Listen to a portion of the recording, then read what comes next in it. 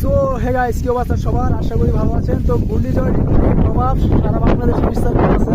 তো তেমনি আমাদের এলাকাতে দেখেন ঘূর্ণিঝড়ের বাতাস আমাদের এদিকে কিছুটা পাইছে, যেহেতু আমরা উত্তর অঞ্চলে আছি সেই জন্য আমাদের কিছুটা কম নাই বলতেই চলে। কিন্তু অন্যদিকে দক্ষিণ অঞ্চলে তো একদম 6 জন পর্যন্ত মারা গেছে নাকি শুনলাম। তো আমাদের এদিকে গতকাল থেকে প্রচুর বৃষ্টি এবং ঝোড়ো বাতাস বইতেছে। তো আমাদের নদীর পানি এখন তলানিতে রয়েছে। আমাদের নদীর পানিতে এখনো কোনো বাড়তির কোনো খবর নাই। অন্য দিক দিয়ে তো একদম বাড়িঘর তলায় গেছে বন্যায় বৃষ্টির পানিতে। তো খুব ডেজার্ট চলতেছে, আবহাওয়াটা একদম বাতাস ঠান্ডা, আকাশের অবস্থা বেশি ভালো না, গোলা বৃষ্টি পড়তে আছে সারাদিন। ও দীপ্ত দীপ্ত এই দেখেন কি বাতাস। তো বাড়িতে যাই, এখন বিকাল হয়ে গেছে, তারপরে তো এখনো কমতেছে না আর কি।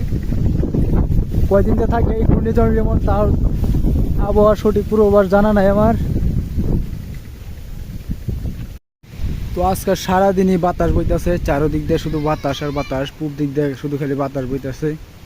তো আমাদের এলাকার রাস্তায় এই হচ্ছে ড্রেজারের ট্রাকের বালু নিয়ে রাস্তার বাড়ির ভিতর দিয়ে রাস্তা, সেই জায়গায় যাওয়ার কোনো ভাও নাই, পানি পরিপূর্ণ। পানিটা ড্রেন করে ছেড়ে দিলেও তো পারতো, লেবারের তো তাদের অভাব নাই, টাকা পয়সার তো অভাব নাই। বাতাস আর বাতাস। বসো কই যাস?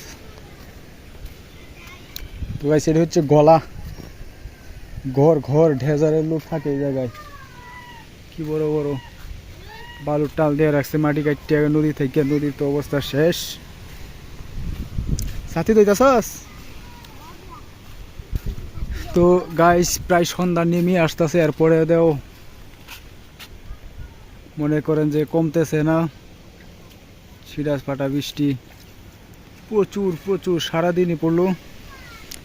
নিজে কতগুলো আস।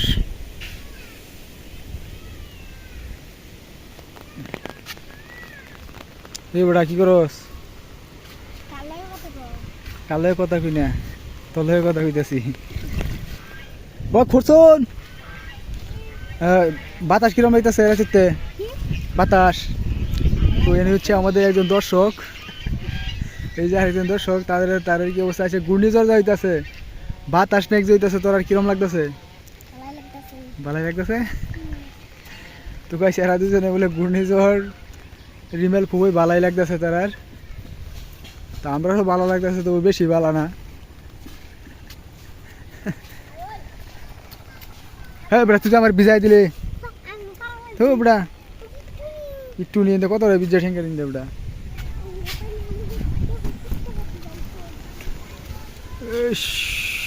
বাতাস